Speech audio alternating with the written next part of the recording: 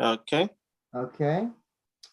In 10, 9, 8, 7, 6, 5, 4, 3, 2, 1, go. Ladies and gentlemen, what's good, y'all? It's the Chill Meister, Chris Gary, it's Andrew Benjamin, it's Jack Wannon of Knockdown News, and this is a very special edition of the We Are Rising podcast, your show focused about all things on the Rising Fighting Federation and Japanese mixed martial arts, or whenever we tend to, feel entwined about talking about other things, we tend to shoot the shit. You can follow us respectively on Twitter. I'm at Chris Gary 92. Andrew is at abenja1. Jack Wannon is obviously at Jack Wannon. Or you can follow our respective handles for our ties, so to speak, our real handles. For example, Andrew Benjamin, you can follow his work at MMA Soccer. Jack Wannon, follow through at Knockdown News. And for myself, you can follow me at Focus Fights, at Focus_Fights, that is. We tend to follow mixed martial arts in a variety of different ways, but as long as you're following at We Are Rising Pod, that's WEARERIZINPOD, all in one word, you're enjoying this podcast, and we hope you subscribe to this here YouTube channel and, tell your friends about it. But still, point of the matter is, enough chit chat. We're here to talk about the big weekend that Rising had this past weekend at the Musashino Forest Sports Plaza in Choku, Tokyo, Japan. 19 fights in total. Each and every one of those fights were bangers. But the first night of that 2-night card, Rising Trigger, let's just say the word knockout doesn't even begin to describe it. Andrew, your thoughts? Oh yeah. So before we get into the show, after we're done recapping Trigger the Third, we're gonna have a Ryzen-like intermission, and then we'll have Jay Wolf on to talk Ryzen 35. But for now, we got Ryzen Trigger the Third with Jack. I have my thoughts. I want to ask you, Jack. You're our guest. What do you think of Ryzen Trigger Third, especially because you also watched it not live, so you weren't sleep deprived and starving for coffee like I was. So tell me what your thoughts were on the show. Right. Unlike you guys, well, first of all, thanks for having me again here. Unlike you guys, I was watching this with a more sober mind, one that had much more rest, and I got to watch it around the afternoon of Sunday, or I think it was Saturday. Anyway, the card was quite action-packed, like Christian said. There was tons of finishes, and when you watch this on replay like I did, it was actually kind of a short viewing because so many of the fights didn't go the distance. This was a pretty strong card on paper, and I think the way it played out definitely represented that. Also, I want to make note that the audience attendance was 65-15. I'm not so sure if that's sellout or close to sellout. This is our first time doing the Musashino Forest Plaza Arena. So, so I just would like to say that. Yeah, you're right. Because every fight ended in a finish, except for one fight. There was reason why the show was not as long as most other shows are. We actually had a fight that got canceled day of the weigh-ins. Kazuma Kuramoto, Kintaro injured his back. I'm not so sure the extent of the injury, whether it's like a spinal injury or like a lower back injury or something. But Jack, I think all of us were looking forward to that match. Were you disappointed when you heard that match was off the cards? Well, I was surprised more than anything because if there's anything that I really noticed about Rising cards, it's surprisingly fights tend to stick on the card. We don't get many changes last minute. So when this fight was taken off the card, I was sort of surprised, but the severity of it sounded really bad. I heard something about Kintaro saying that the day of the fight, he was like bedridden, that he couldn't get up. So whatever he suffered was clearly more than justifiable to take him out of a fight. So, but I was surprised to hear that fight was off, and it was one that a lot of people were looking forward to. It was the co-main event of the show. So, I personally think we got a better co-main event, a more deserving co-main event that took its place. But hey, listen, it worked out for Kazuma Kuramoto. He's on the Landmark show next month, so hey, good on him. And then they said that Kintaro said he wants to do the match again in a few more months. Hopefully, MMA back injuries are very, you have the worst, which is like Kane, who basically was like out for I think about years, right? Jack, wasn't he out for like a year or two with his back injuries? Who are we talking about? Cain Velasquez, sorry. Oh yeah. And then there's others who just, I first when I heard about it, I thought he got injured while cutting weight, and I just had flashbacks to the whole Renan Barão collapsing in the bathtub, if you remember that whole thing. And then knocking himself out. Well, I thought that. Well, luckily, if he says he's coming back in a few months, probably not that bad of an injury, but hopefully, they can do the fight down the line. Of course, wishing Kintaro the best in his recovery if needed. But somebody else we gotta wish a recovery for, and that is your boy Jack Yusuke Yachi, who has once again fallen to Luis Gustavo. And oh man, Jack, I'm just gonna pause you. What do you do about Yusuke Yachi at this point? I feel bad for the guy, but like, where is his status now in Rizin, in your opinion? Well, I think that's a really tough question to answer right now. And that's the biggest problem we're going to see with Yachi is that where does he really go in this division right now? I don't really personally know the answer for that. Heading into this fight, my thing was this fight could be part of his quote unquote sequel that would prove that he's improved and he can avenge the first loss that kicked off what was a disastrous few years for him. But now that he lost that fight, he's now on a 2-fight losing streak again. What do you do with him? And really, I don't know the question for what you do with him. You can give him a less challenging opponent, maybe, but I just don't know where he fits into the Rizin lightweight division per se. This was a kind of a heartbreaking loss because it showed that Yachi lost to someone he lost 2 years ago, and he lost to him sort of in the same fashion. Mm-hmm. Minus the hair getting in the way.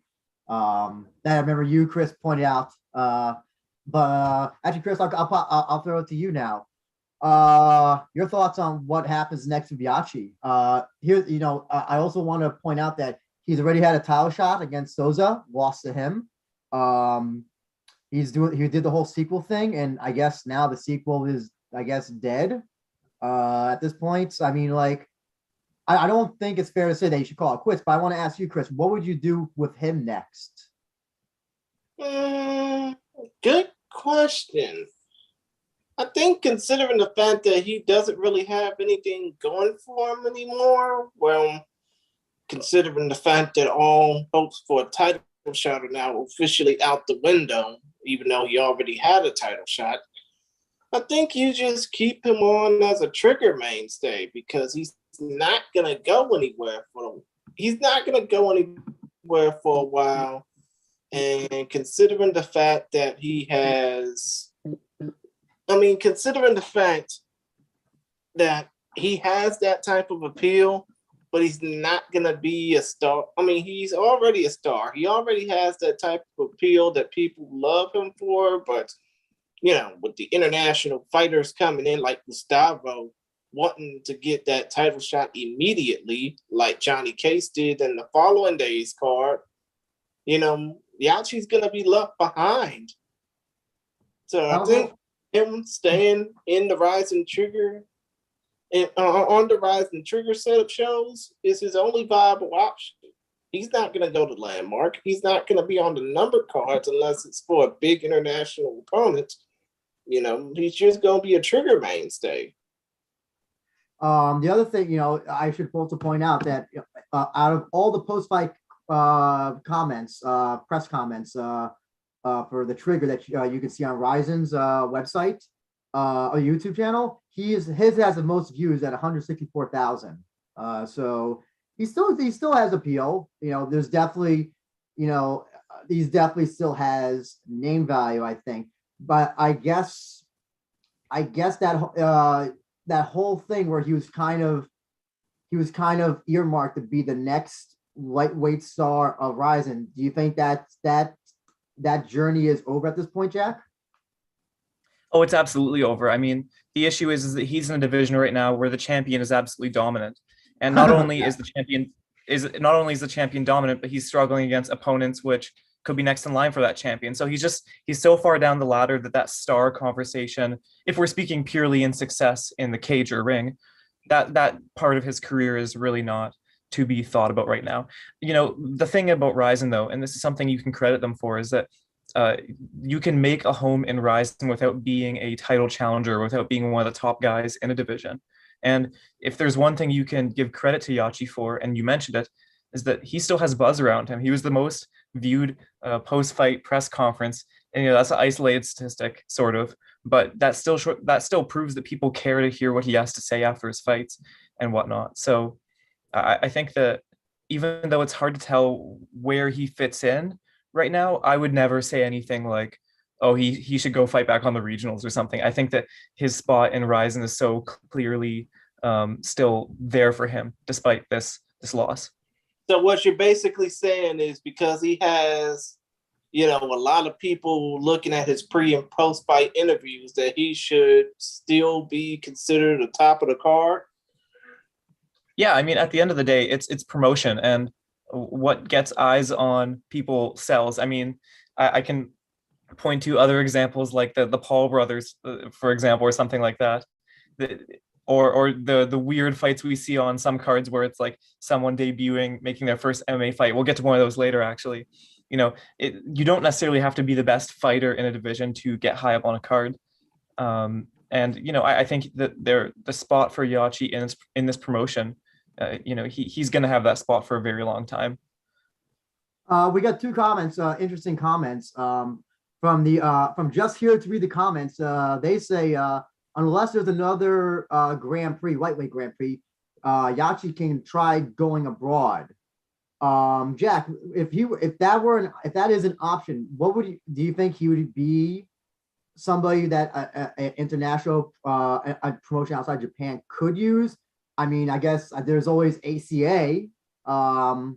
No.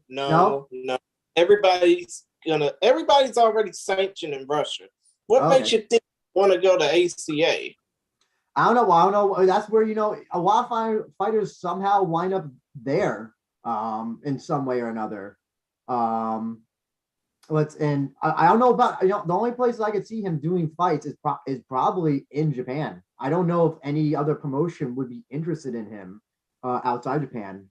I know he was in PXC, but that was a different era, and he's clearly above, I think, a PXC level.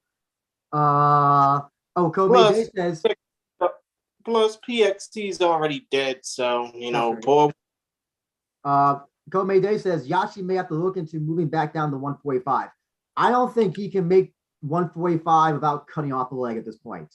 He looks big for 155. I was gonna say he looks massive for 155. Johnny Case even said that when he said that when he was in the hotel for I think his fight against Yachi, he ran to Yachi, and he didn't think that Yachi looked like he was even cutting at that point, and for their fights at lightweight. And Case was even surprised that this guy was a lightweight.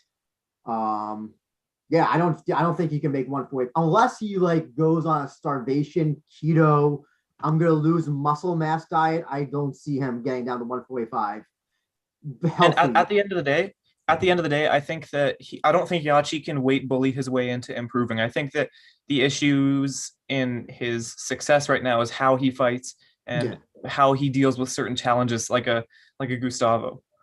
And Kobe Day also says Yachi should be in Ryzen because he is exciting and popular and won't be paid higher anywhere else. All good reasons. No, that's true. It's true. The only problem is that his losses, it's when there's become a point of I like to say there's a scale of losses where there's the most embarrassing is where it gets to BJ Penn level, where it's just it becomes uncomfortable. I don't think he's there yet, but it's at a point. I don't want to say it's even getting close to that point. Well, guess I think it's worth noting that part of it is that he's facing tough challenges. I don't think Gustavo is any sort of, you know, I mean, Gustavo is a pretty great fighter, and but before then his loss was to Souza. Yachi was. So I think that he's having these bad losses, but he's having it against like the top of the division. We saw last year that he's successful against some of the top regional guys, some of the top guys at that level. mm, I think it's just a matter of matching him with someone who is more realistically on his level because he's having these bad losses, but he's also facing way too tough opponents for where he is right now, I feel. actually, just here to read the comments makes a good point. He says Bellator is a big ask, but it would be possible. That's actually not that bad. The only problem is that Bellator's lightweights, if he goes against any of the top 10, I'll even say top 15, I think Yachi loses any of those. Yeah, if you put him up against some scrub from like the local scene, I think Yachi might have a chance. But put him up against Primus, Shabili, Henderson. I think those are great fights, but I think he loses those fights easily. And actually, I'm sorry, Jamie, I skipped your comment. Yachi versus Beinoa. I think that's an interesting fight to make. Yachi versus Beinoa. I think that could be that could be an even fight. But the only problem is Nah. I don't think that Yachi would want to face Beinoa because it would be so much of an easy fight as much as it would be, a useless fight because it's no progression for either of them. But I think one of the guys that we'll talk about in a very short time has a claim for wanting to fight Beinoa. But I guess enough talk about Yachi. Luis Gustavo, man, you couldn't have told me that this guy took 2 years off and did like no professional fighting of any kind. You looked no different. Actually, looked a little bit bigger. Jack, what do you think of how Gustavo plots? Yeah, the performance from Gustavo, I wrote about it earlier this week, and I said that it looked like he didn't skip a beat.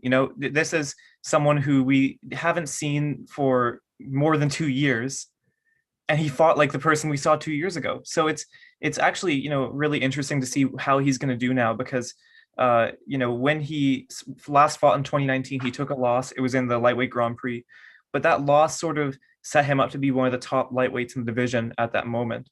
Fast forward these years, coming off this win, I think we're looking at him sort of being in that conversation of the top lightweights in Rizin right now, I would say. Yeah.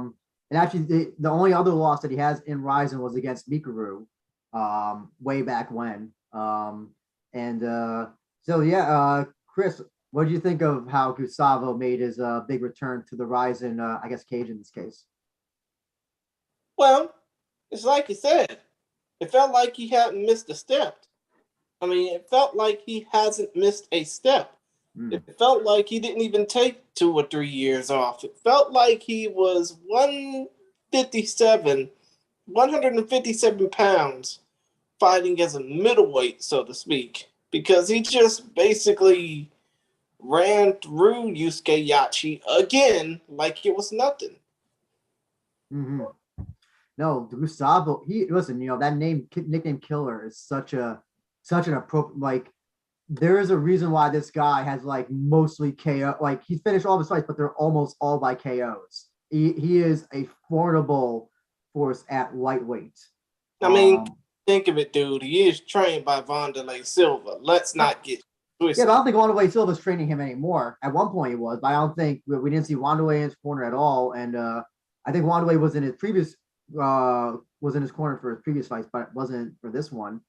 But still, though, even if he's not training him anymore, the lineage is still there because if you think about it, a lot of the Japanese public are probably already comparing him to Wanderlei Silva, and it'll only be a matter of time before either he or Kleber Koike Earps gets a title opportunity. Mm-hmm. Well, hopefully Kleber, eventually 20 years from now, probably.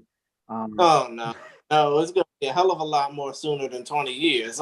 Let's be real. And even though I really shouldn't have mentioned Kleber Koike Earps' name in that mix because, of course, he's a featherweight. Gustavo's a lightweight. But I do think that both of them will eventually get title shots because they've been just mowing down the competition since coming into Rising. Well, Kleber more than Luis, but still. So Jack, what do you think would be a great fight next to put Gustavo against? Man, I don't know. I mean, So many. there's a lot of really good ones. Would I be, and this could be a little insane, so stop me if you disagree, but I mean, This is Ryzen. There's no such thing as insane when it comes to Ryzen. would you be against just giving him a title shot? Oh, well, here's the thing. The only thing that complicates that would be the fact that it looks like maybe they're going to do Pitbull versus Souza, I think. I think that's going to come I think that's going to be come before anything else. I guess after that, if you wanted to do that, I'm fine with that. I don't see any. I mean, well, we know that Ryzen loves non-title matches, non-title fights. I don't think Souza's ever done a non-title match. I think he's defended his title in all of his matches, if I'm correct. True, except for that jiu-jitsu exhibition. That doesn't count. That's non-canon. Of course it doesn't. I guess if you wanted to do a non-title match against Gustavo, I don't know when you could do it. That would be a cool fight to make. I was thinking I was thinking 2 potential fights. And curious to hear what the panel thinks. Either Gustavo versus Spike Carlisle, who obviously won his fight the next day, and or Luis Gustavo versus Jiri Ohara. Yeah, I think you'll probably be better off seeing Gustavo versus Ohara. Spike Carlisle just came off of 1 appearance in the Rising ring in this case. I don't think that putting him into an immediate hyper dive fight against Luis Gustavo would do anything good for him, win or lose, despite the fact that he came into Rising with this incredible getup that we'll talk about on the next podcast with Jay Wood. But why not, Chris? I think they both came off wins. They both finished their opponents. I think they both would.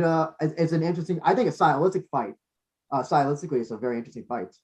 True. But then again, I don't think it would be wise to put somebody who only just won 1 fight in Rising against somebody who's already a known killer in the promotion. I don't see anything wrong with that. I mean, do you think Spike Carlisle needs to go against somebody else that's not like a Rising regular? Well, yeah. I mean, I think that he also needs to get a couple of more wins to get into title contention, even though, of course, he's a Bellator contracted guy. He's not going to be fighting in Rising often. He's just going to be coming he's just going to be coming in between Bellator appearances. I guess that's a good point. Also, I don't know what his Bellator contracts. I guess what his requirements are for that. If he has to give preference to Bellator or whatever.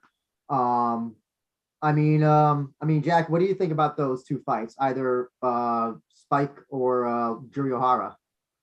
I would agree with Christian here. I think that the best fight would be to put him up against Ohara. I feel like you're almost sort of undervaluing Gustavo by putting him up against Carlisle, who's just coming off his promotional debut. With that being said, Carlisle's still a big challenge, former UFC fighter. He's on a crazy run right now when you take into account his 2021 fights around the regional scene and in Bellator. They're both good matchups, though, I would say.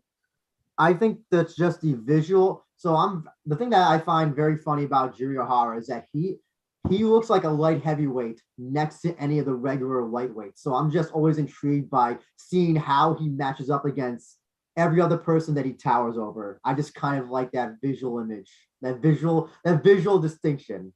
But I think he kind of matches up well with almost everybody. Komei Day says Shudo lightweight champion Yamato Nishikawa versus Gustavo for #1 contender. Are we going to do that thing where we recognize champions in other promotions? I don't know if does Ryzen do that. I don't think they do. Yeah, they do. No, but Yes, I mean, if you're a champion in another promotion, that doesn't give you a leg up, in terms of getting a shot in Ryzen, as far as I know. Yeah, right? but gives you a chance to put yourself and your promotion over. I mean, hell, they got fighters from Gladiator, Heat, Pancrase, Deep, and obviously Shudo. I mean, hell, a Shudo fighter just, fought a Deep fighter for the featherweight title. Well, I mean, but I mean, like, other than I don't think Ryzen does a thing where if you're a champion in another promotion. I guess the only exception would be Jintaro Ushiku in the first Saito fight, but that's because Saito demanded that it be a title fight. So I don't think they've ever done that before, if I remember correctly. Haitian says his Bellator contract is expired. Are you sure? Because I thought he signed a multi-fight contract after his debut. I thought I remember hearing about that. Somebody out there is smarter than me and can find that out. But I thought he had signed a multi-fight contract with Bellator. I guess I asked Jack, is there anybody when he can return to the ring or cage? Is there anybody who you would put Yachi up against? Somebody less tough. I don't know. I think that there needs to be a balance struck. He had those 2 fights last year where he beat regional champs. I feel like somebody of that caliber should be his next opponent.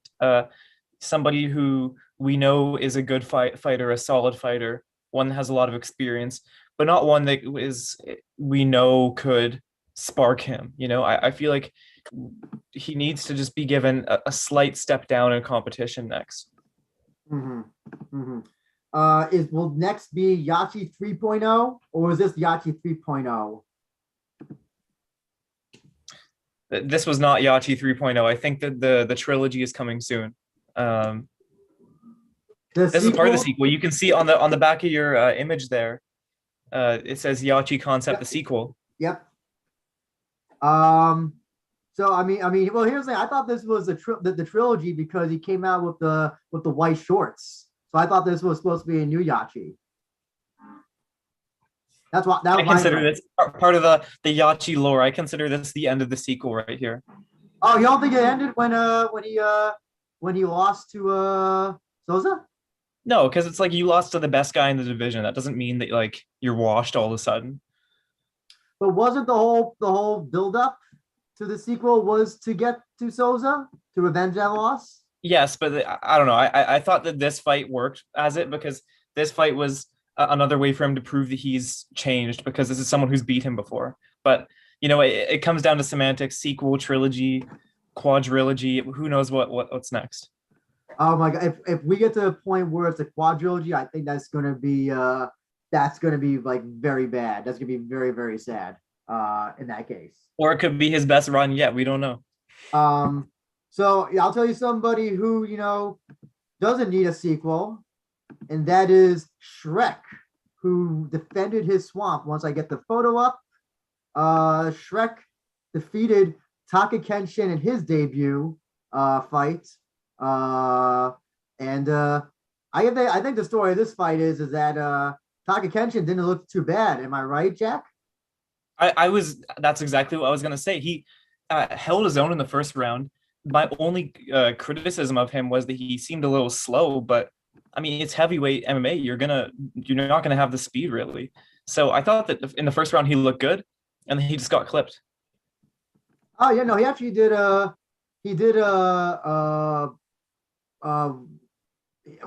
the first round, he did have, I think he had Shrek rocked, or at least reeling.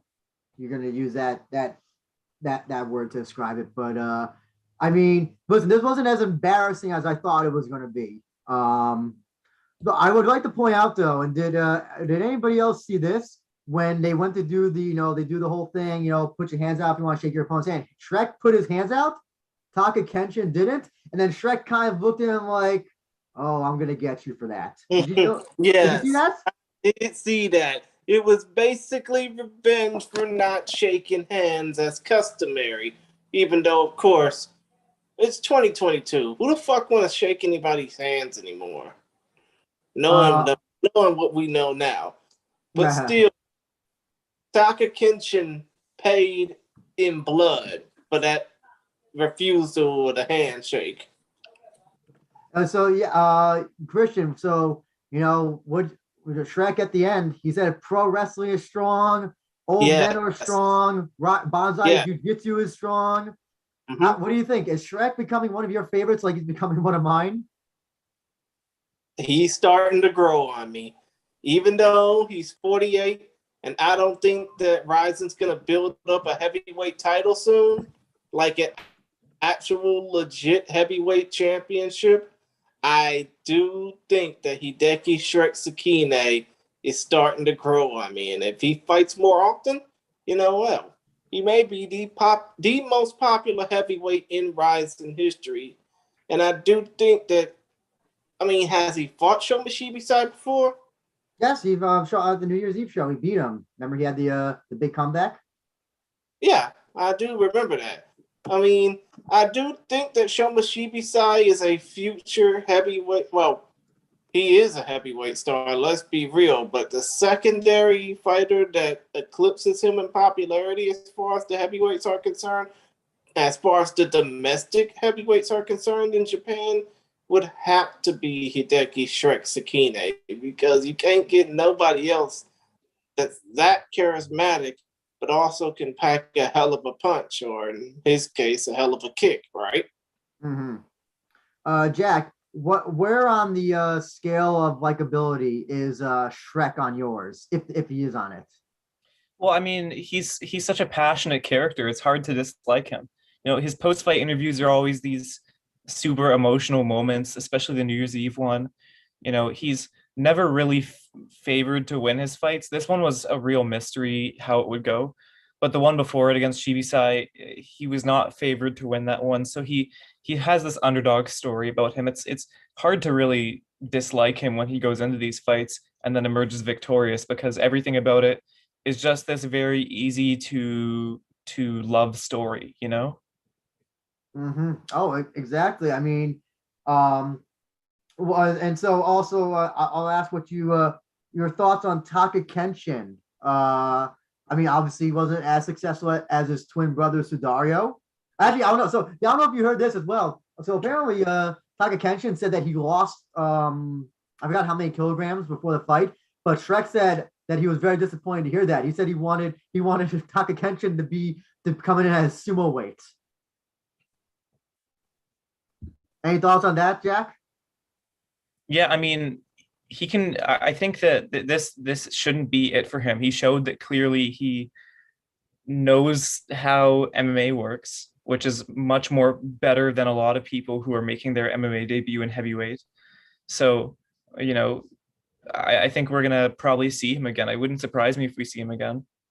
I still think we should do Taka Kenshin versus Mikio Ueda, who was fought on Rise of 35. I still think I do want to see sumo versus karate. Well, now there's more justification than ever for it, since they're both coming off losses. They should have done that. That should have been the first fight. In my opinion, they should have done that first. I think it would have been much more interesting had they done it that way. That's just my opinion. Still works now, though. But you still want to see these two, Mikio Ueda and Taka Kenshin, fight on a trigger card, right? Well, not necessarily. The trigger card doesn't matter, a trigger or number card. I think they would if that's a type of fight you put on a number card. At least that's my impression. I think it's just a compelling fight, especially because they're both coming off losses, both new, young in their MMA. In their mid to late 20s, let's be real, almost 30s, really. Mm-hmm.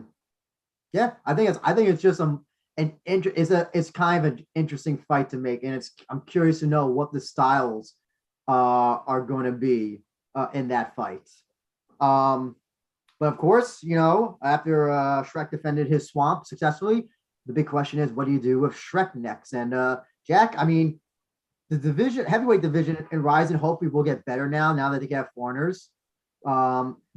Being that case, what do you think would be a good fight for him next?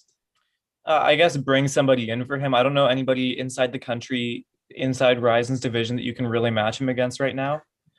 The issue with their heavyweight division is there's not really many options to start. There's no real pathway towards a championship or towards anything like that. So when someone like Shrek is on a roll and you're asked, what do you do with him? The question is sort of like, the answer is sort of like, I don't know, but we'll probably see him again. I'll be interested to know if we see him soon or if he's going to take a little bit of time off because he's not necessarily young and he just fought twice within 5 months.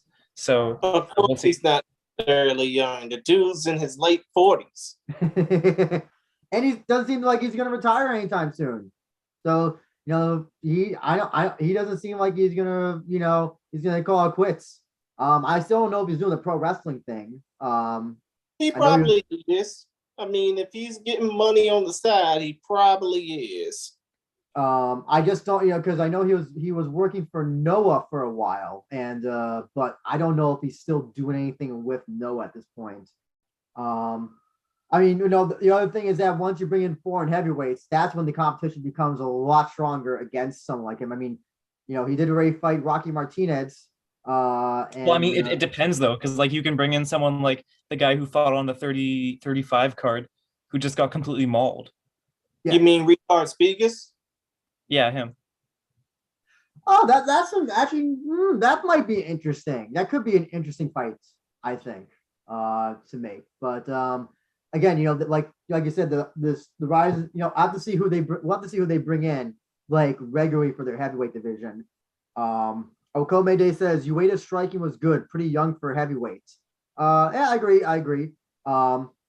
He also says that. Oh, by the way, Teep's in the chat. Teep, appreciate you joining us, sir. Thank you very much. Komede also says Shibisai needs to get that win back over Shrek. Shrek will lose to international talent. Oh, I think we all agree with that. Yeah, once the international heavyweights come in, that's when the heavyweight division gets a lot tougher, especially for somebody like Shrek. I think Shibisai did say that he would like to get a rematch against Shrek. I don't know, maybe that's a New Year's Eve thing. Maybe have that again on New Year's Eve. Do you think you guys would like to see that rematch again? Jack? I guess, but like, I don't know. Maybe. Chris, do you think that's a good fight to make? A rematch to make? Chris? Oh, okay. I think so. I would be in it. Okay. Just here to read the comments. Also said that have Shrek fight Ulligan if he's around. I think Ulligan pretty much loses that 365 days out of 365 days of the year if that fight happens. It's that is a meme fight, So if it's it would get people talking if that fight did happen. I don't know. Is that something anybody's interested in? Bobby Ulligan, Shrek Sakine, anybody? Bueller, Jack?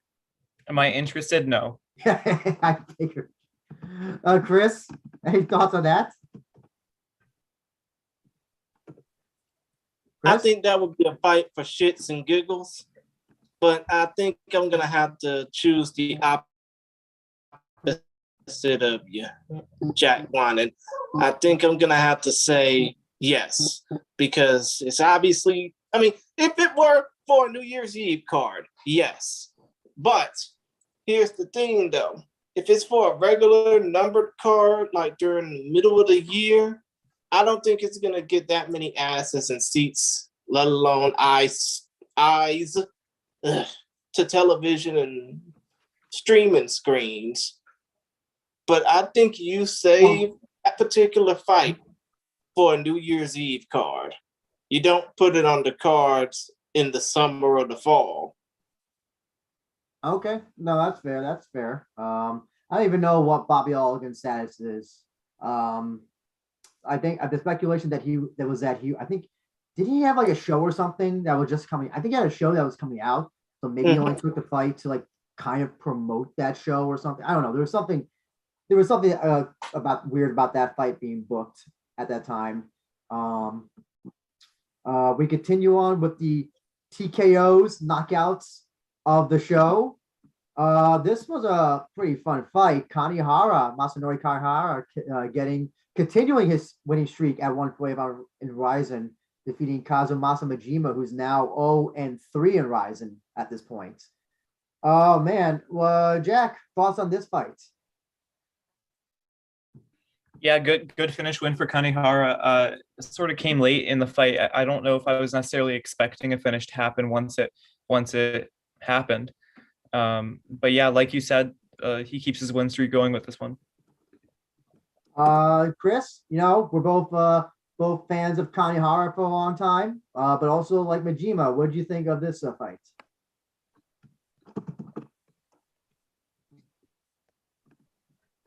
Chris? What you saying?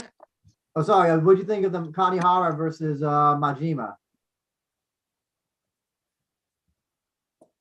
Oh, I thought Kanehara hadn't lost a step. He did basically indicate that he was going to retire, but obviously, I don't think that he has any plans to hang up the yellow shorts anytime soon.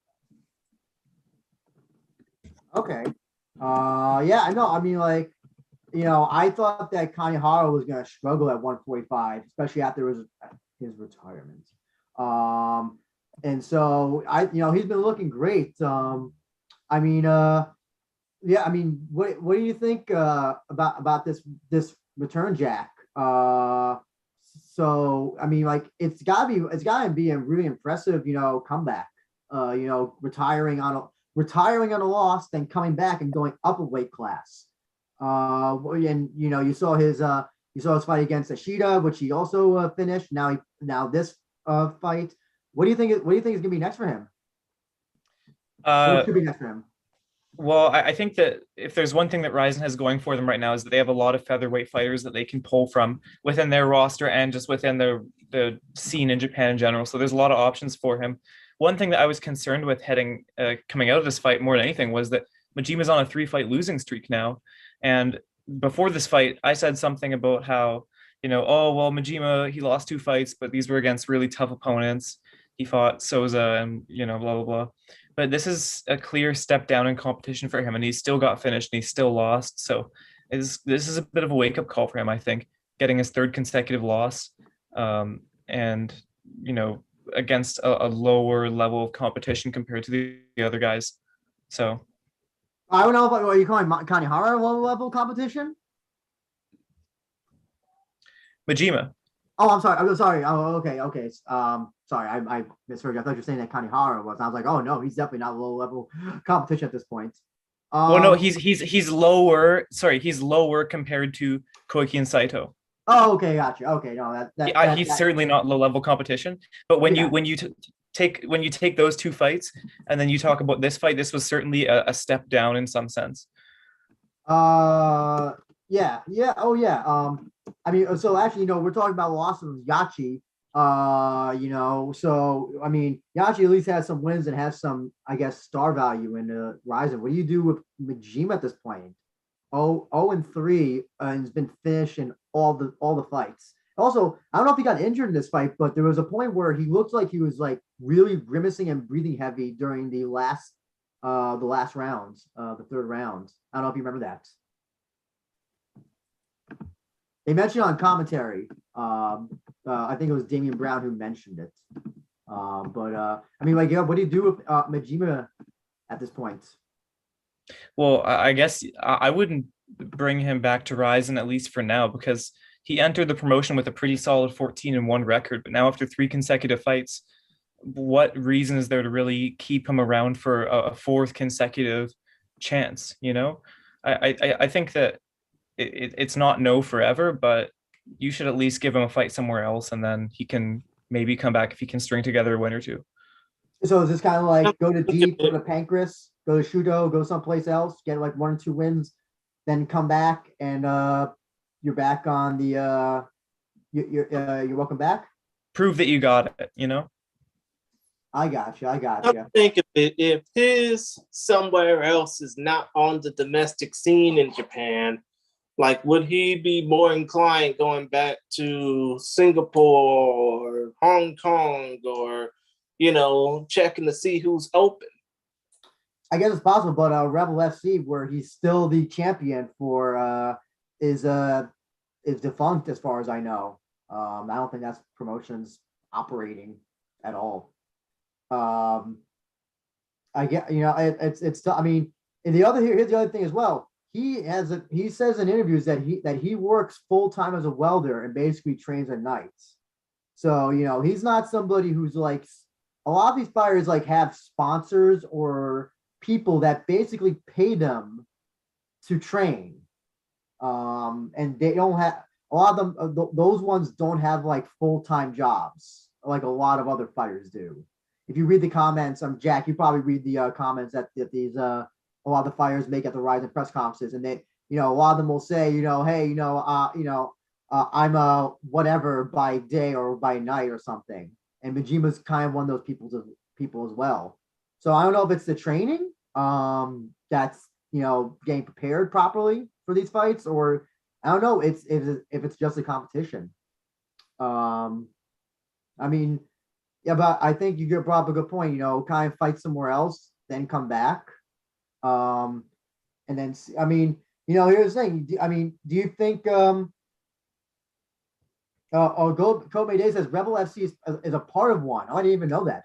They own shares / toilet paper of the promotion. Okay, gotcha. I knew they were both obviously both in Singapore, but I didn't know that that one had absorbed it. Basically, that down one championship owns 0.11111% of Rebel FC. Okay, gotcha. I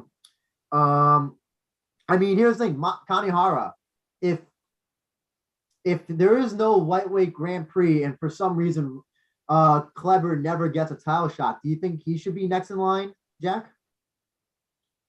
I don't know. I don't want to say anyone's next in line besides Kleber, because I feel like even in hypotheticals, it's a disrespect to him because he's so long overdue. Well, that's the thing. Listen, Jack, you cover MMA. How many times in UFC has there been a guy in UFC that should have been next in line and then doesn't get the title shot? Who's the one? Who's that? Isn't there one fighter in UFC who's like, was it Dos Anjos at this point who was supposed to get like a title shot or something at 155 or 170? Jack? You're putting me on the spot. I don't know, to be honest. Okay, no. I thought there was something recent in UFC where like there was a whole clusterfuck going on with like either 155, maybe 145. I don't know. Well, that happened up at heavyweight. Oh yeah, with Ngannou, Gain, that sort of thing. That thing. Yeah. Okay, gotcha. Yeah. Okay. I mean, here's the thing though. So featherweight Grand Prix, I'm pretty sure we're going to hear some news about it probably after the match, Tenshin versus Takeru. I think Kanehara has certainly earned his spot in it. Do you agree, Jack? Yeah, I would say so. Chris, you agree? Kanehara featherweight Grand Prix? If a featherweight Grand Prix does happen, I can definitely see one last run for Masanori Kanehara. What is the famous LL Cool J song? Don't call it a comeback. Mama said knock you out, basically. Yes. But still, though, I get what you mean by that. He's been here for years. 12, as a matter of fact. Teep 14. Teep said that it was Ferguson at lightweights.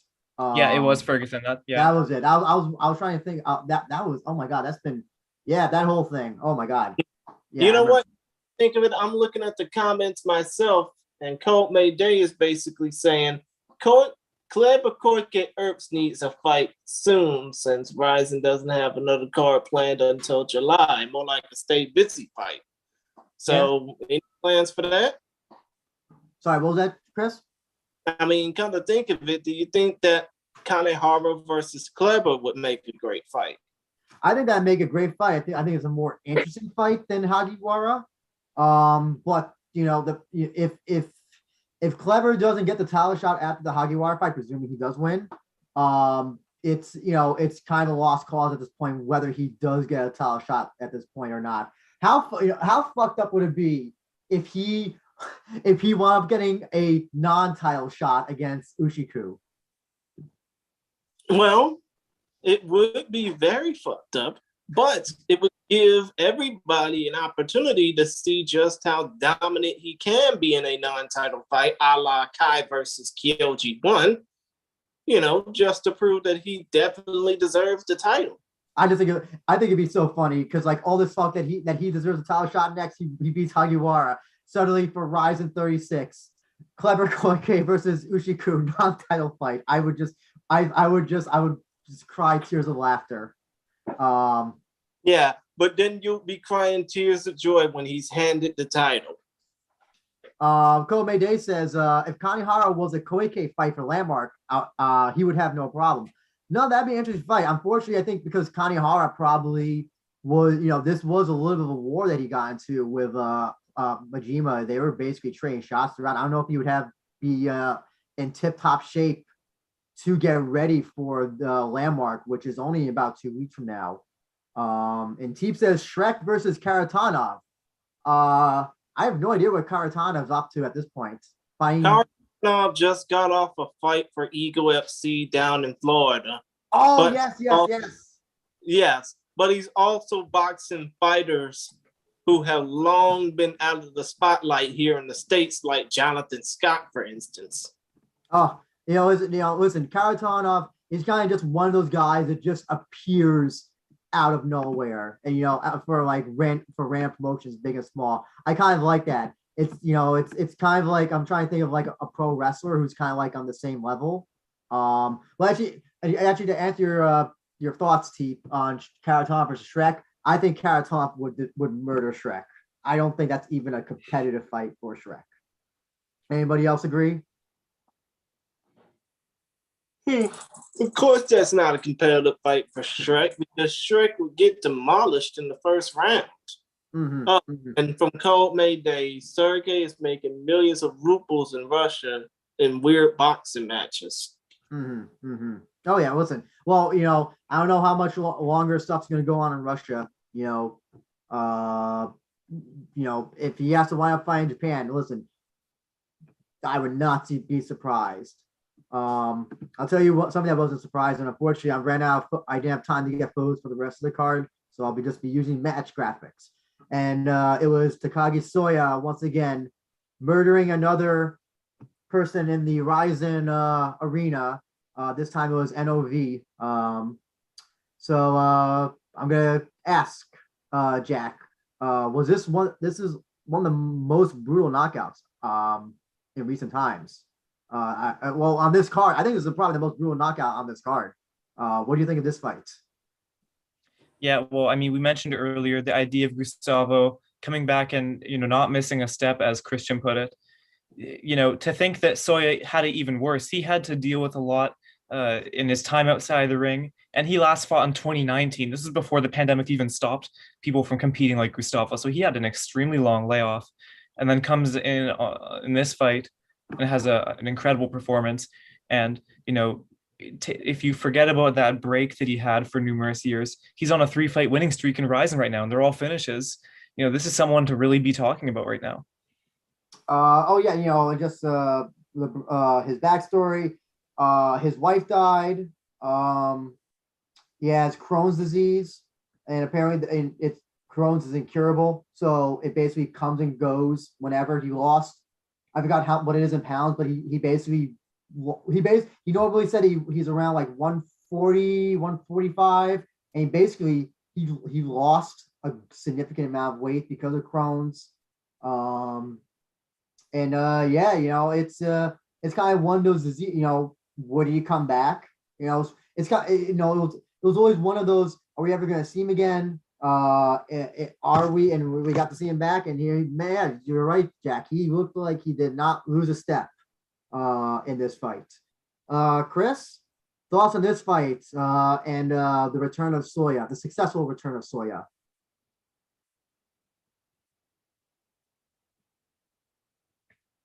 Oh, Chris? I'm not sure. I guess we lost Chris. But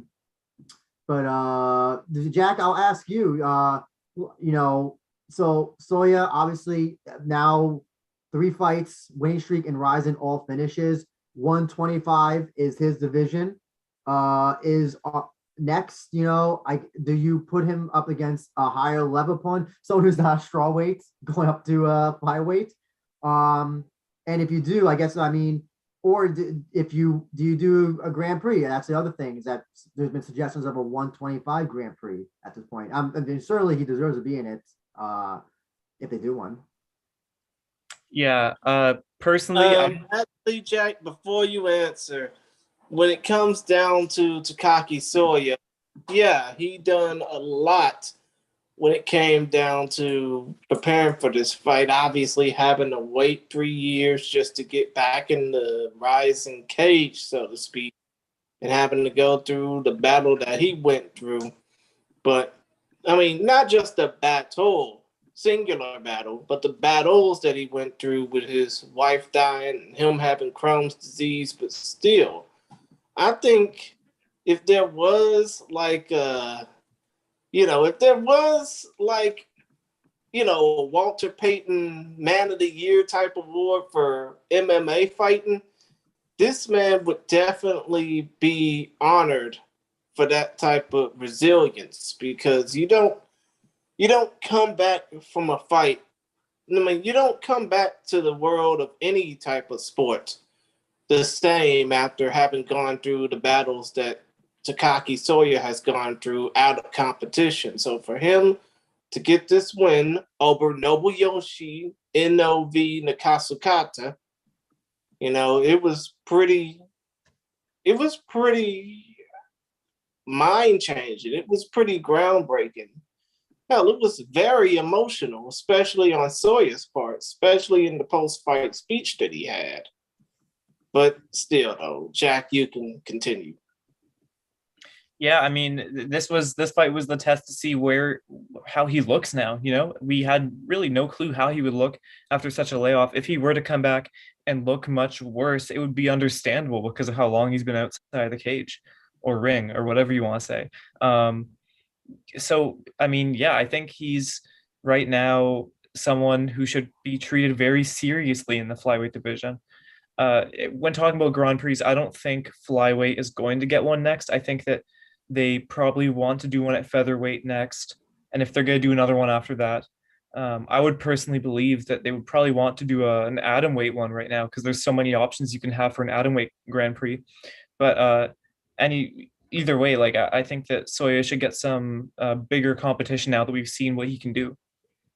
The other question is, I mean, you do have to take into account that as somebody with Crohn's disease, and this is not going away.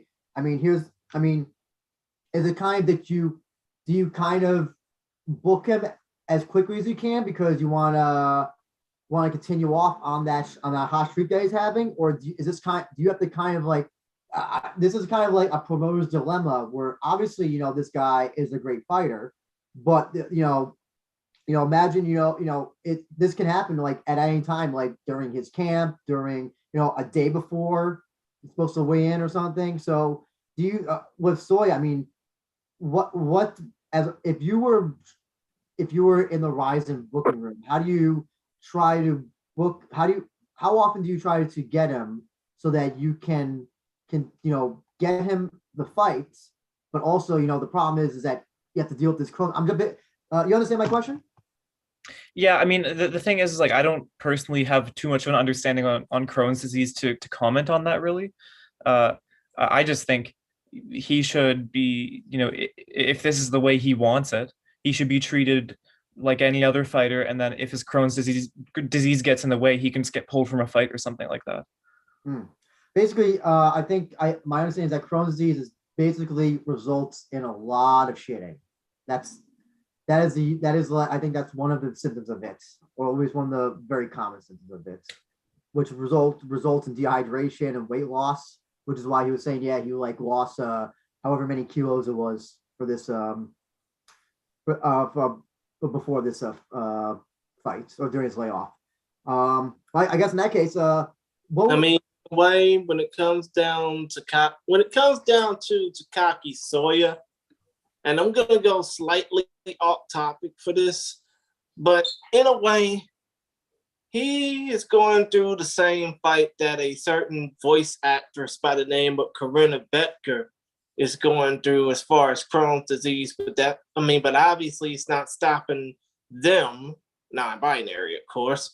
It's not stopping them from continuing their voice acting career, just like this Crohn's disease thing is not stopping Takaki Sawyer from mixed martial arts. And in a way, if Takaki Sawyer, it's not about who he's going to fight next.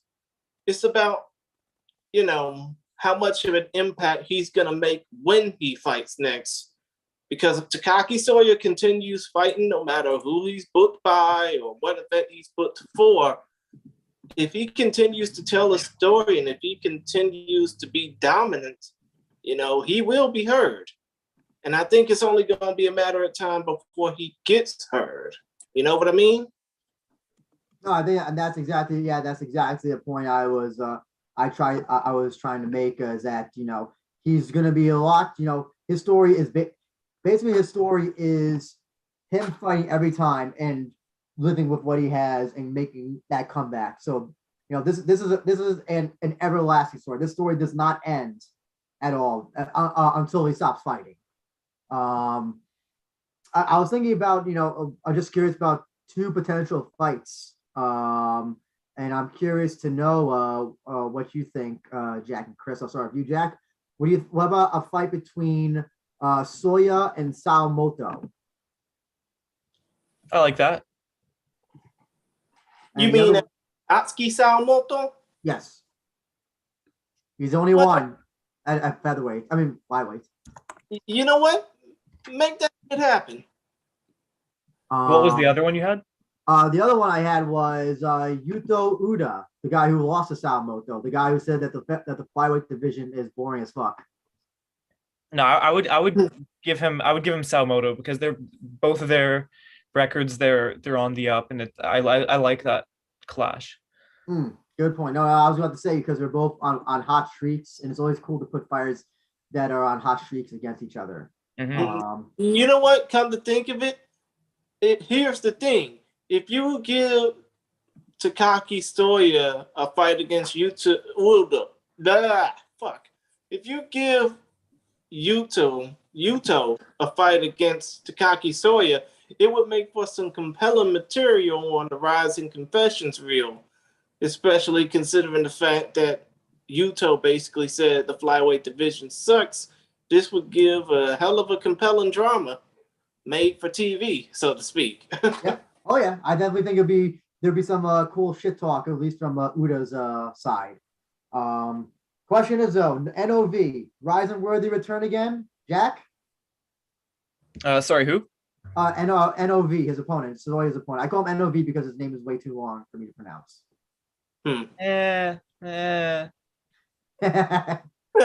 Respectfully, no. Yeah, that's basically what you were saying, and that's basically gonna be my opinion on Nobuyoshi Nakasukata, because when it comes down to it, he just got demolished, plain and simple. Just like most of these damn fighters on this card, but he basically came in with the short end of the stick, basically, as nobody knew who the fuck he was. So, it's back to the regional ranks for you, pal. Back to War Dog cage fighting, so to speak. I will say this. I will give him credit that he out of all of Sawyer's opponents, he's the one who did the best. Oh, someone's doorbell. Better pick up your pizza, whoever that is. That's pizza. Yeah, so he did at least he was at least the most competitive out of all the opponents that Sawyer has fought in Rising. So I can give you that. Unfortunately, nope. I'm gonna have to give him the big X. He has to go back to War Dog or Gladiator, wherever he's fought. I think he's fought in Gladiator as well. So unfortunately, NOV, we will not be seeing you back again for the time being. It's never again. It's never. Yes, it's never ever again unless Sakataki Bar says so. And he said that for very few times for some fighters. And he didn't he like sort of say that about Yoshinari, and then Yoshinari came back anyway. So it's like, it wasn't that he wasn't that. No, that was more like that wasn't anything against. That was it seemed like the one guy he did say was Fabio. He said that I'm never gonna have Fabio ever again because he did not put up a good fight when he fought Jiri way back when. Right. I don't know. Did he ever say? I don't think he ever said that Nadaka was never gonna fight again. He just said he had some sort of beef with him late last year. Oh yeah, but they squashed it. Oh yeah, yeah. Now I'm curious to know. This will be an interesting discussion with this fight. Takuma Sudo, the only person to not get a finish, the only fight to not get a finish on this card, going split decision with Shuto Watanabe. So Jack, curious to know, who did you think won this fight and why? If I remember correctly, I think I sort of slightly gave it to Shuto, but this was one of those cases where I couldn't. Or wait, let me think again. Yeah, I slightly gave it to Shuto, but it was so close that I wasn't really mad at the result that it went to Sudo. It was one of those things where it was just such a close fight that you can't really get mad at it going either way. This was a really good back and forth matchup. And when you talk about, I mean, going into this fight, the main thing for me was that this is I thought it was the perfect test for Sudo. This was the perfect step up fight that you could give him, and it played out exactly like that. This is the type of fight that you need as an undefeated prospect like Sudo to prove that you're up at a much higher level than the people you faced before. Whether you made this fight go either way, I think this was a good performance for Sudo, where his stock did rise. If there's anybody in the chat, I also want to hear your thoughts, who you thought won this fight, if you want to give your thoughts. So I think, the reason why they gave it to Sudo is because based on Rise and rules, the more the closer, the more it's based on attempts to finish. And Sudo was doing that with the leg locks, the heel hooks, the knee bars. Watanabe was defending great, but he even said, it's like, if the guy's going for your leg, I'm surprised that he didn't bother, just kick him in the face. It was very, I don't know if I know he's not a striker. Neither of these guys are strikers, even though Watanabe, I think, outstruck Sudo in this fight, but obviously not by some wide margin. But I mean, yeah, it makes for an interesting question where on the Rise rules. I mean, what do you think, Jack? If this is judged under unified rules, do you think it would still come out the same way for a win for Sudo? Well, I think the biggest part there is that it would be judged by round, right? You'd be doing the 10 point must system. I don't know, honestly. I thinking back on this fight, I thought it was a really close one. So, under any rule set, am I mad that somebody would pick it for Sudo? Definitely not. When you think about robberies, I don't think of this as a robbery or anything like that. Well, our buddy CJ, Charles Jewett of Sobukaku, thought it was a robbery, but he loves Watanabe and his girlfriend Hikaru Ono, so he's a little bit biased. But I mean, do you think this match was so close that it's worth revisiting again at some point? How sometimes if there's a match that's so close that sometimes promotions will rematch them. Do you think that would be a case for this fight? I'm always a little more on the conservative side when it comes to rematches. I don't like doing too many rematches. But this was a really close matchup. So if somebody wants to make a rematch between these two because of that, I wouldn't be against it. But I think that if there's a takeaway from this match, it's that this didn't look bad for either guy. Shuto struggled against a 5-0 guy, but he struggled against a guy who looked to be very much better than his 5-0 record. I think both guys came out of this one looking like pretty good fighters. Did you like how he came out with the legs for his entrance? I thought it was amazing. I tweeted something about that. I think I didn't know he had this commitment to his gimmick where he's the what's it called? Is it the leg snatcher? Leg hunter.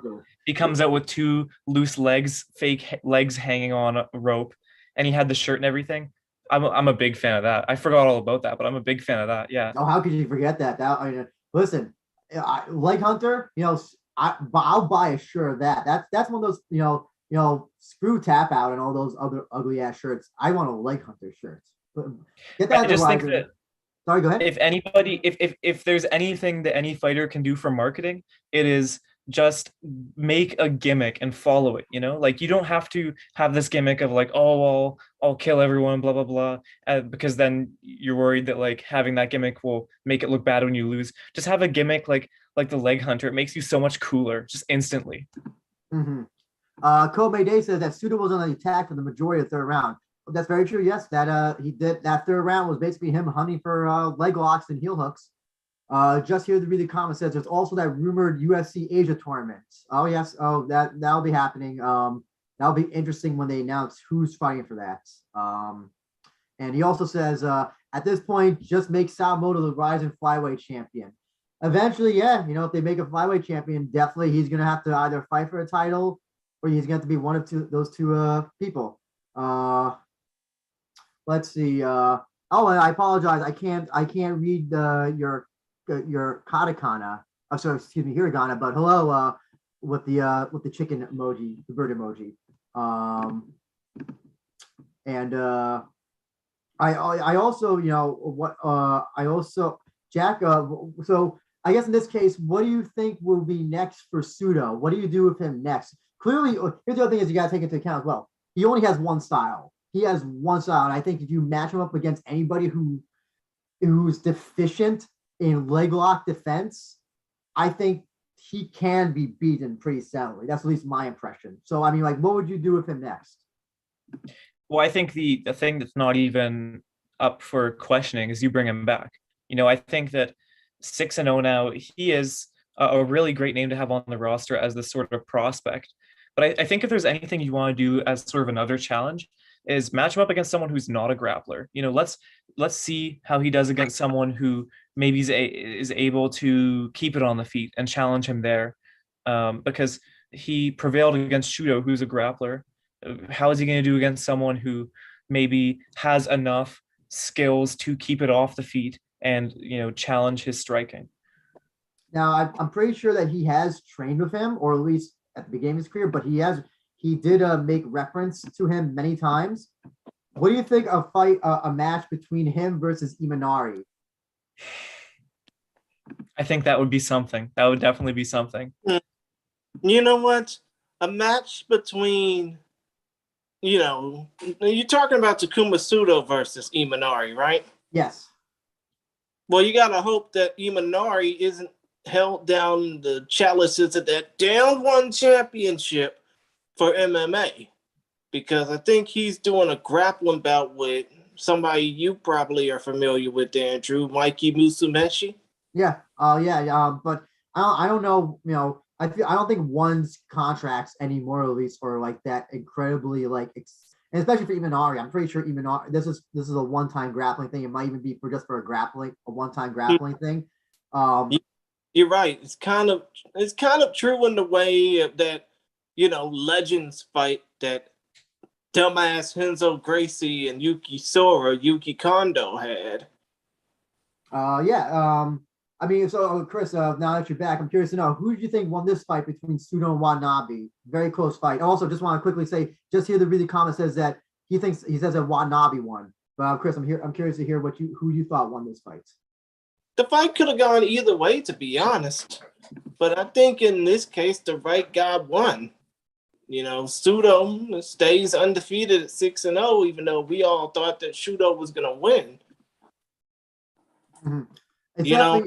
It's crazy, because now you have to think about what the hell we're going to do with Shudo Watanabe next.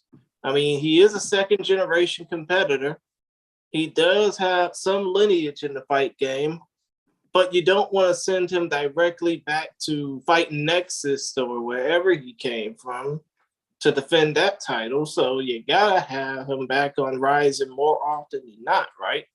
Oh yeah, I definitely think they're gonna bring Shudo back. I think he's here to say, Jack, don't you agree? I don't think this is gonna be Shudo's last time in Rising at all. Absolutely not. No, I think this was even though it was a loss, I mean, how close the fight was, I think makes a good case for him to come back. Just here to read the comments. He says that he thinks Watanabe won via more damage. I'm guessing that's because of the strikes, right? Because definitely Shudo definitely did outstrike Sudo. And you know what? That kind of confused me too, because isn't the fighter with the more significant strikes supposed to be? I mean, isn't the fighter with the most significant strikes per round normally the winner of these fights? More for unify rules, I would guess, but being that Ryzen, it's more based on who's close to finishing. Plus, I don't know the damage in this case. I don't. It's very hard to really say like visual damage because Sudo didn't look like he was really that damaged at all. Shudo Watanabe striking isn't world class. He may have outstruck him, but there was none of that damage that visual damage that you would see from somebody who's a much higher level striker. In that case, I think, I mean, and then they and then they look at, like I said, they look at who's closer to finishing the fight, and I guess technically Sudo, being that he was going for those submissions, that they consider that more getting closer to finishing the fights. Listen, they did run this fight back, like a year from now or something, or another bantamweight Grand Prix or something they met. I would not be opposed to it. It was very interesting to see how just like these two grapplers, just like from different schools of grappling, would match up against each other, and it was an incredibly fun fight. Especially, whenever it went to the ground and like it looked like Shudo was. You know what the crazy thing was, that Shudo would be in these hooks and these heel hooks or foot locks, and he was looking like he was just like having a cup of tea. There was no panic from him. There's no sense of danger. He was just as calm as can be, and I think that's a testament to how great of a grappler he is. And we got Sudo, whose grappling obviously we saw was like fantastic. I mean, I guess do you have a fight in mind next for Shuto, Jack? No, I don't have a fight in mind for him, honestly, but I mean, I would say bring him back. Maybe I do like him in this sort of gatekeeper role that he had against Sudo here. I don't think gatekeeper. Some people think of gatekeeper as an insult. I don't think of it as an insult at all, and I think that these type of fights are really interesting to have him in. Yeah, gatekeeper is a negative term, at least I think in Western MMA. But I think in Japanese MMA it's not so much. It implies a tough challenge, but some people are, higher level people will get past that challenge. I don't even know. Would you even call him a gatekeeper? I don't feel like you think he's a gatekeeper? Shuto Watanabe? I mean, that's the role he played in this match, definitely. Really? I thought the role. I guess that's a good point. I got nothing. No counter that. I got no counter. That's a good point. Now this next fight was pretty awesome. I think that when it comes down to Watanabe, he's not a gatekeeper. He's just waiting to get that right opportunity. Unfortunately, he didn't get that opportunity on Saturday. Now, and he's also waiting to fight with his girlfriend on a car together. That's another goal. Of course. But yeah, enough about that. We're going to talk about the super lightweight division now at 157 pounds. Kimihiro Ito knocking out Tatsuya Yambo Saika in 4 minutes, 12 seconds of round number 3. TKO, ground and pound. Let's talk about it. No, this was a crazy fight, especially that first round. Jack, what do you think of that of this fight? Yeah, I honestly wasn't expecting this outcome from the fight. Because I don't know. I part of me, and I could be completely wrong for this, I just didn't expect a finish to come from it. So the way that this fight went exceeded my expectations, numerous times over. Well, when Saika, I think there was one point where he did have Eto like rock from a strike, and I thought like, oh, that's over with. This is Saika's first round knockout continuing, and that was one of the things we discussed was what a guy who's knocked out all of his opponents in the first round. What happens when he faces a guy like Eto, who's a much higher level fighter, both in their Rising debuts, and it was yeah, no, this was a crazy fight. Chris, what do you think about this fight between these two? Oh, Ito just wrecked Saika. Ito completely demolished Yambo in this fight because, I mean, obviously, even though this fight could have gone either way, you know, the second round was really where Ito showed that type of dominance, and it led all the way to this late third round finish when everybody thought that we was going to be getting a decision. Sorry. Yeah, it was. I mean, I thought that Ito was going to submit him. I thought he was going to do that. But yeah, no, it was ground and pound. Jax, I ask, this lightweight division starting to get some new blood in it, and where do you think will be next for Kimuhiro Ito? I just had an epiphany. We should match him against Yusuke Yachi next. That should be the next matchup to do. Really interesting. Well, I mean, if you think about it, comparing Eto to the last two opponents, Yachi, that is a step down, but it's still a challenge. I think that's an interesting matchup. What about Saika though? Or well, no? What about him? I thought you might say Saika. They're both coming off losses. Oh yeah, that's a good point. Yeah. They're both, in my opinion, good matchups for Yachi. Yeah, that's actually. And I guess it would look bad in retrospect to match Yachi against someone who's winning if that person beats Yachi, because then it's like, okay, well, what were you guys doing here? Mm-hmm. Well, the other thing also you have to consider is that Yachi being the big name that he is, probably it's kind of a win-win. You kind of get the name, you get to leech off the name recognition of Yachi. Kind of, it's kind of like why everybody calls out Connor, because you fight Connor, it doesn't matter if it's for a belt or whatever. You kind of get that extra notoriety doing that. So I think that's the case with Yachi. Chris, what do you think about that? Either Ito or Saika fighting Yachi somewhere down the line. As long as it at least gives some type of a win probability to Yachi, I wouldn't mind seeing that fight. Really. A win probability? I don't know. Win probability for Yachi to me is very low at this point. I mean, are you sure about that? Because I think you have to depend on. I mean, let's face it.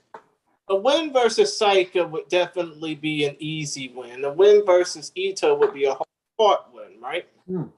I don't think that's an easy fight for Yachi. Listen, Saika's got one punch knockout power.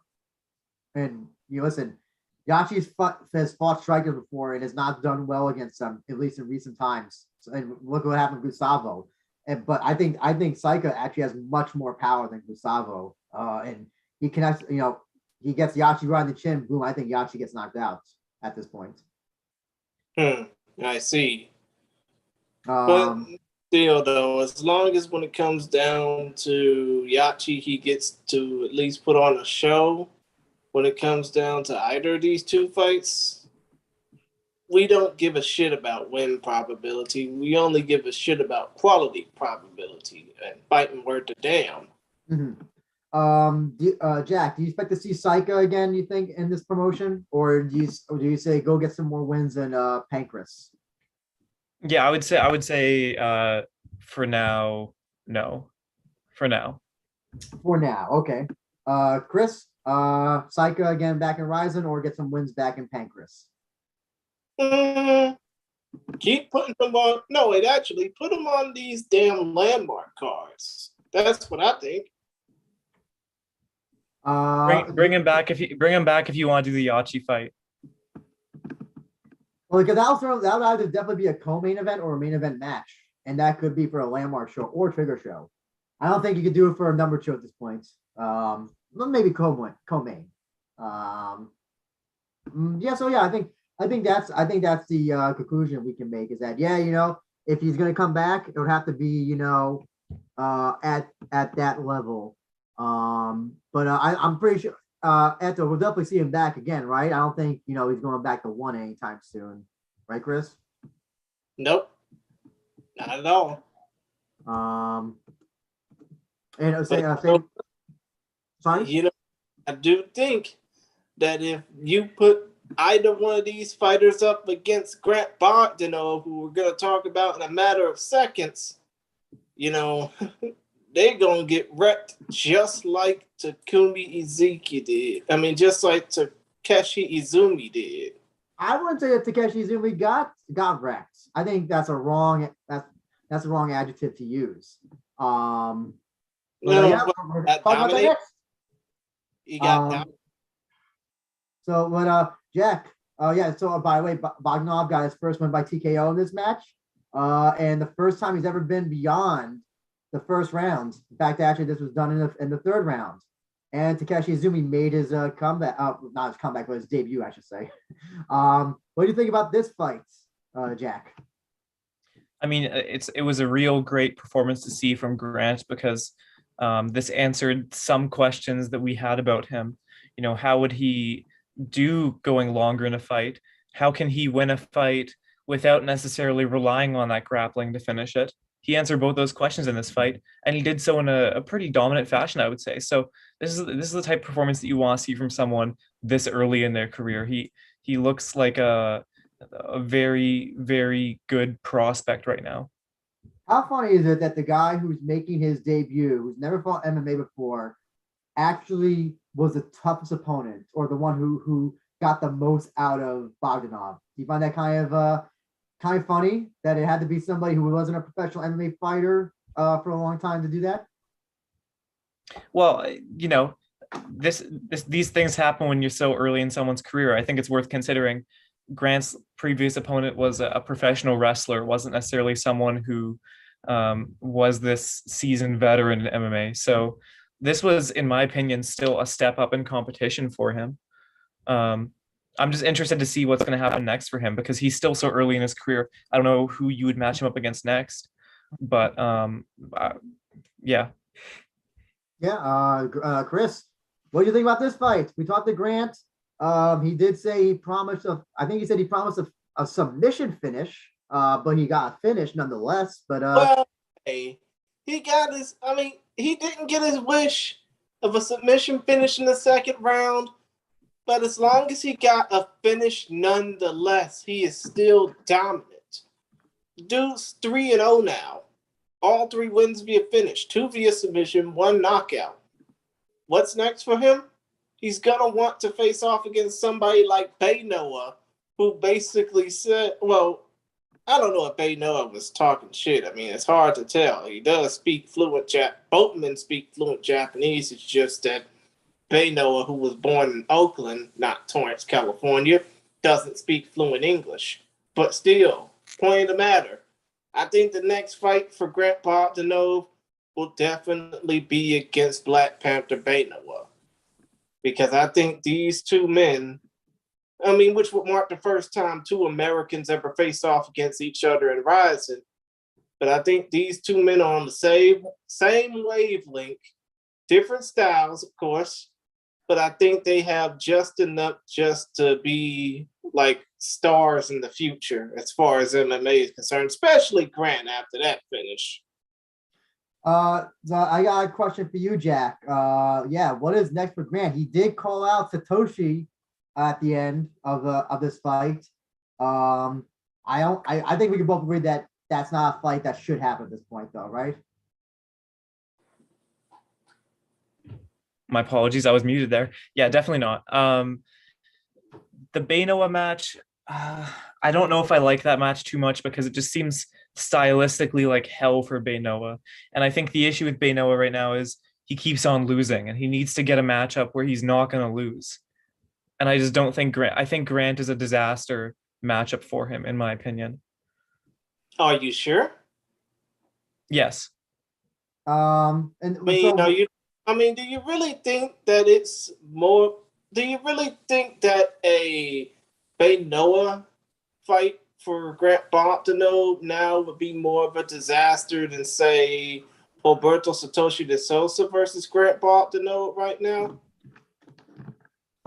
No, I'm saying that the Bay-Noah fight would be a disaster for Bay-Noah because the issue is that he's not very good on the ground. He can get taken down quite easily, and that's why he's losing these fights against MMA fighters. In fairness, though, he does have one win against Daryl Okoku, but he knocked him out in their fight. But yes, he is 0-2 right now. And Lokoku, as far as I know, is a kickboxer. So you can give Bay-Noah wins when he's facing kickboxers in MMA, but when you match him against a grappler in MMA, I just think that's a recipe for disaster for Bay-Noah.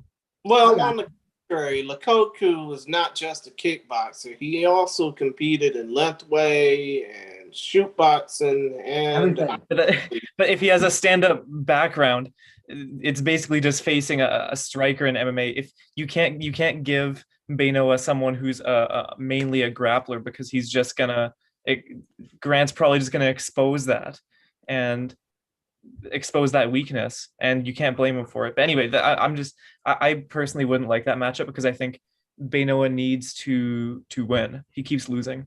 I got an idea, Jack. What about Yachi versus Bogdanov? Dude, don't. Are you really trying to kill off Yusuke Yachi's career with that booking? I mean, granted, if we do end up seeing that fight happen, we're going to talk to Grant more than we would talk to Yachi. But, dude, are you really trying to give Yusuke Yachi's career the old yellow treatment? I don't know. I think Yachi, I personally think Yachi would win that, but I also think that would be destructive booking because why would you give Grant such a hard matchup so early in his career? Well, the thing is that it's not even that he does, I think, need to fight somebody who's a much more seasoned MMA fighter at this point because the people who've been fighting, not that seasoned, like not Yachi seasoned. Okay, so slightly seasoned. So yeah, it has to be a gradual buildup. You can't just go one step, two step, and then jump 50 feet ahead. What about? Well, we just talked about them. What about Eto or Saika? You know what? Give Grant Saika. That's all I gotta say. I know you don't like pitting winners and losers against each other, but give Grant somebody the caliber of Tatsuya Yambo Saika. Don't give him no complete fucking mismatch and have him fight somebody that's way more experienced than he is, especially at this point in his career right now. What do you think about that, Jack? Him versus Saika. Yeah, I mean, I still think that's a huge step up, but I mean, yeah, it would be interesting to see what he would do against that level of talent. Well, I mean, like when you say obviously not jumping 50, not throwing himself 50, throwing him in the deep end for his next fight. I mean, like, is there anybody that you could think of that would maybe be better or would be a more appropriate opponent? Is there anybody offhand that you could think of? Not offhand, honestly.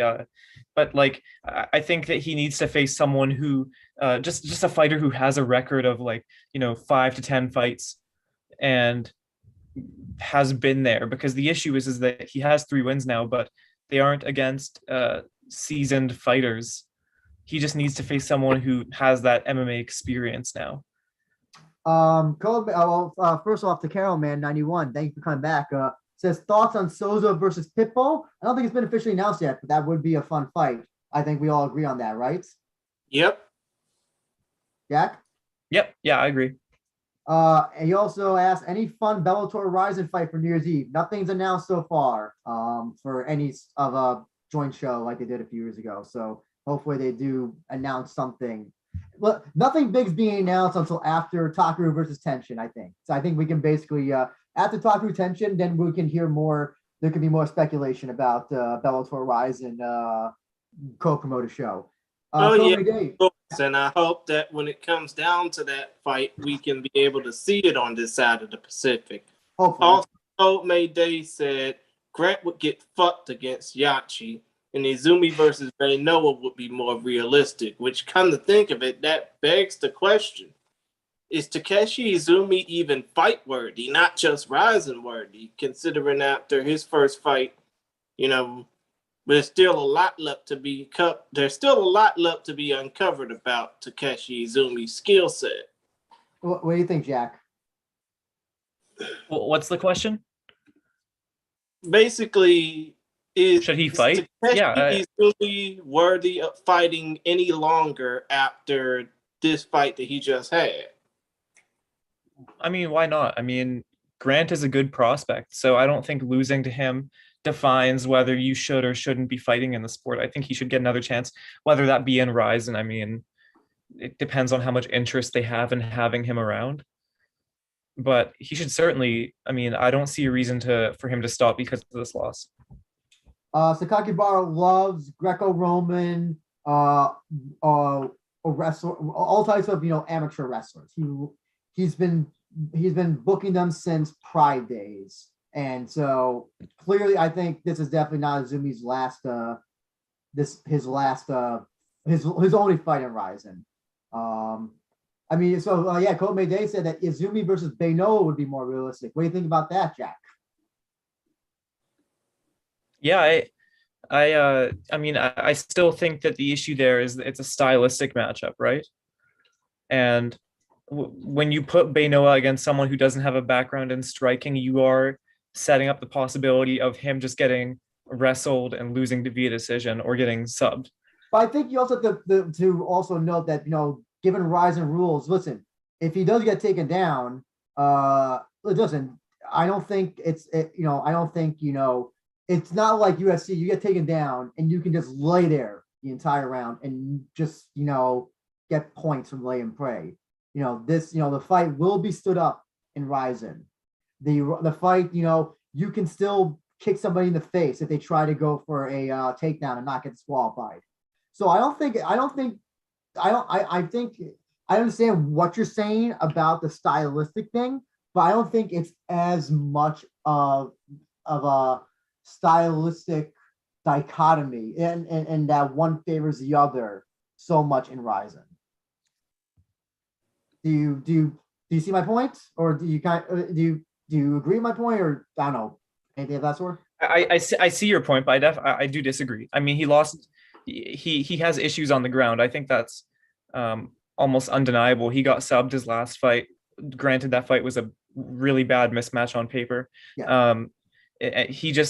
He's a stand-up fighter, and I don't think he has that ground skill yet, at least.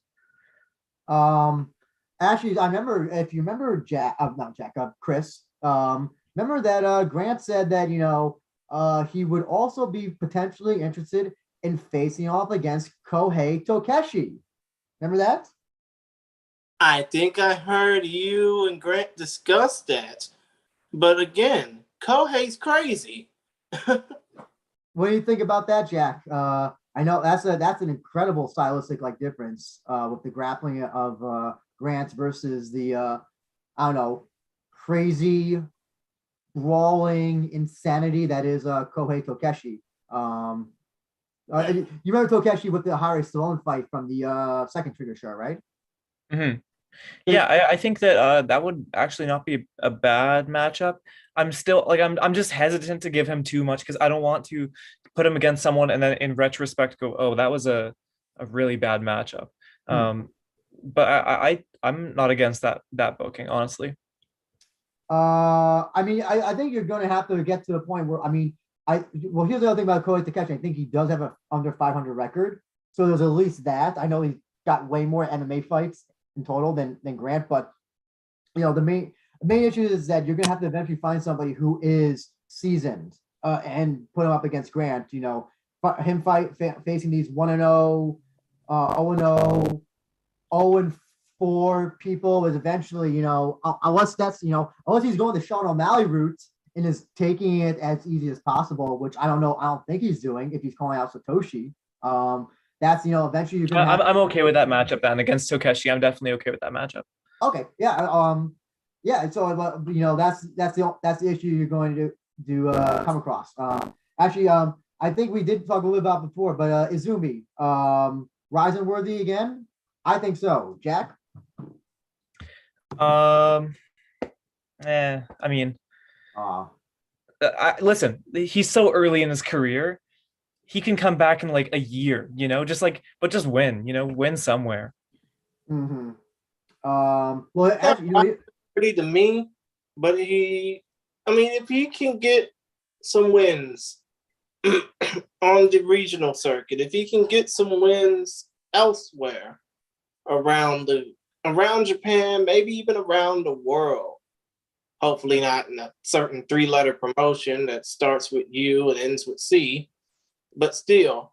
I don't think we have to worry about him going there. No, he ain't getting, listen, nah. But if he gets wins elsewhere, I can definitely see him being rising worthy down the line. I just don't see him. I mean, I can definitely see him being more fight worthy than rising worthy at this point.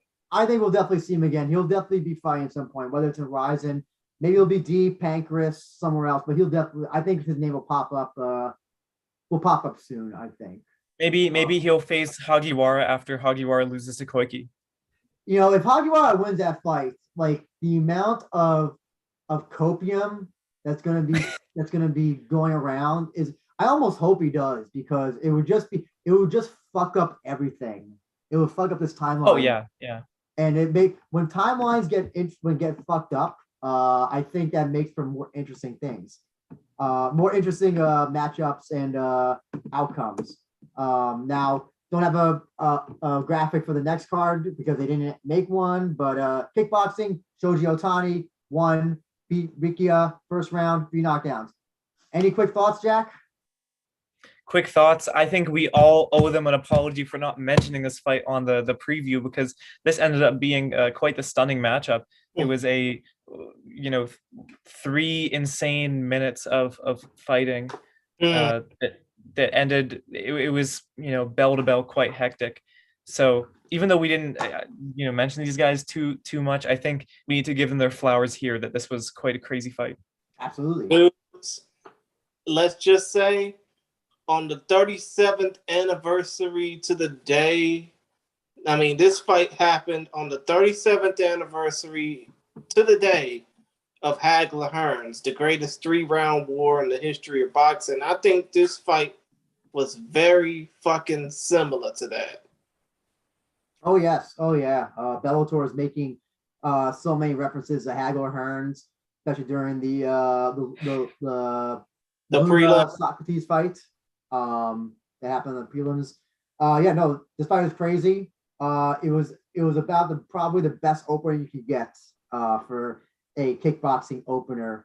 It was just like, it was so cool. And listen, if you think about it, had it not been for this fight ending the way it ended, we probably wouldn't have gotten 8 knockouts in 9 fights. Mm-hmm.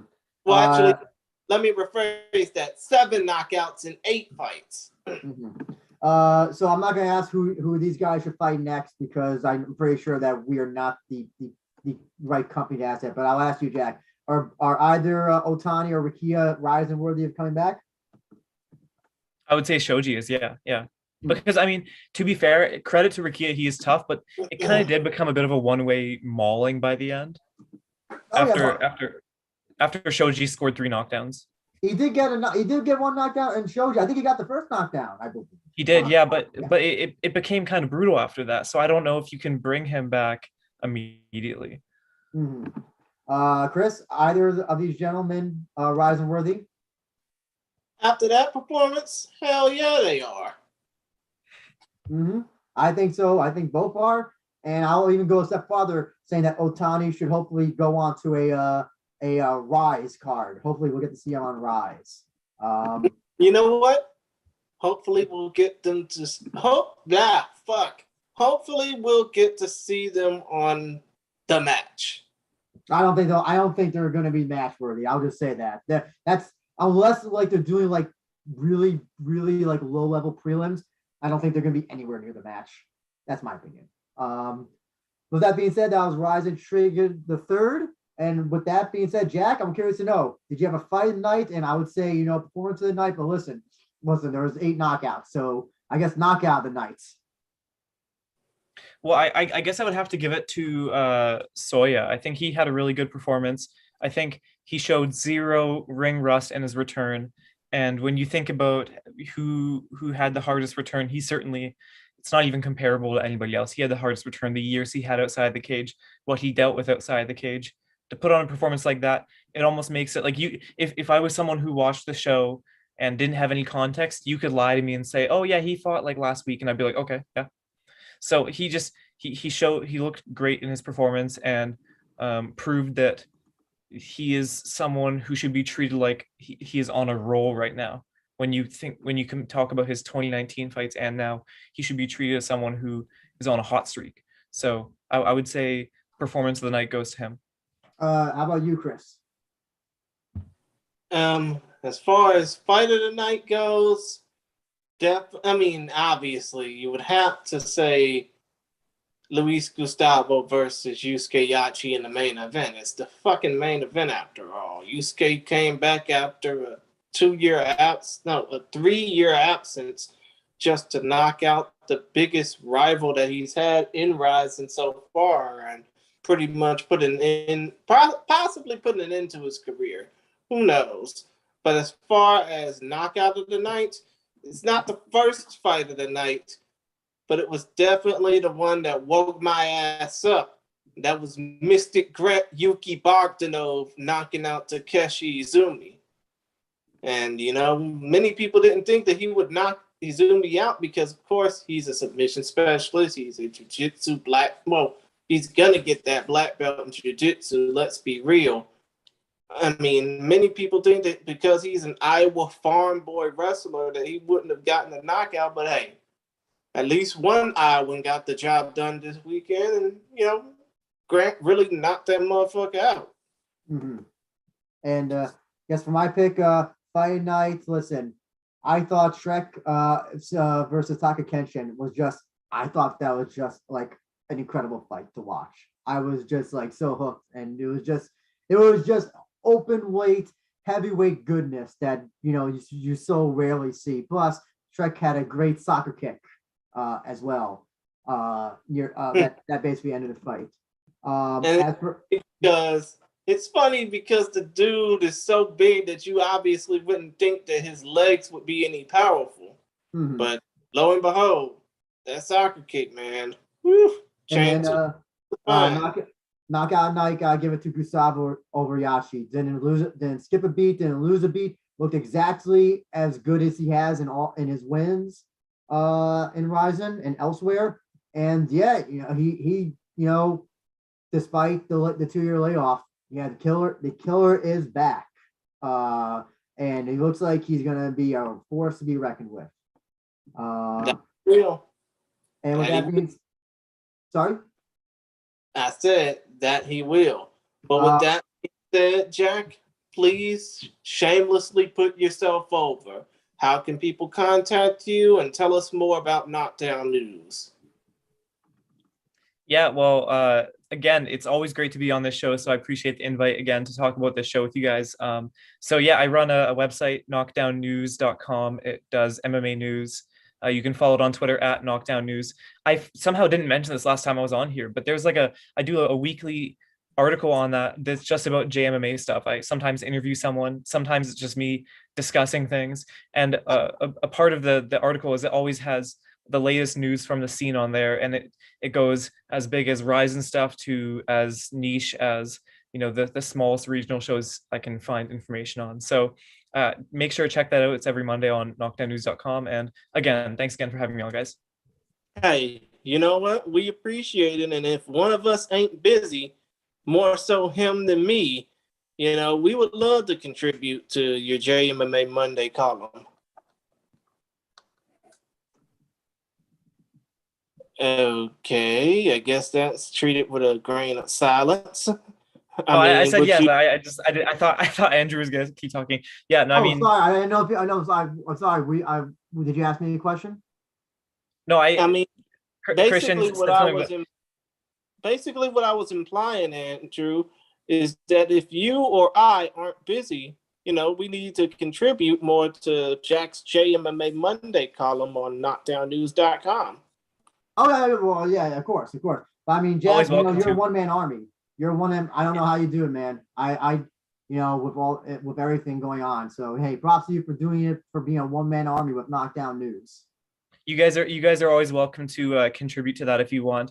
I always have in the notes section, I always include when there's a new podcast from you guys for anyone who's reading that wants to listen to those. So Gotcha. Oh, thank you, thank you. Chris, this is the part where you take us out. Well, Andrew, obviously the fans can follow you through MMA Sucker, right? For daily blogs about Rising and Bellator. Yes, yes. Okay. And they can follow me on Twitter. Well, actually, they can follow Focus Fights on Twitter as well. Again, the website is under construction. The Instagram is pretty much under construction. But yeah, we're going to try and get shit working. Other than that, for at A Benja One and at Jack One, and I'm at Chris Gary 92. We're just shouting about our Twitter handles. But other than that, we thank y'all for joining us. We're glad you're a part of the Rising Fan Nation, and we're even more grateful that you're listening to us through the We Are Rising podcast. Our next time we're going to be talking to you is with Deep to the Junk for the Rising 35 review.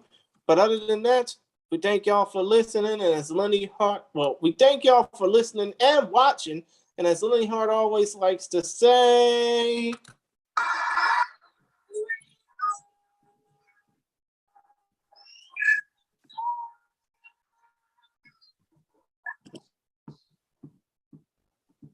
and we out. Peace.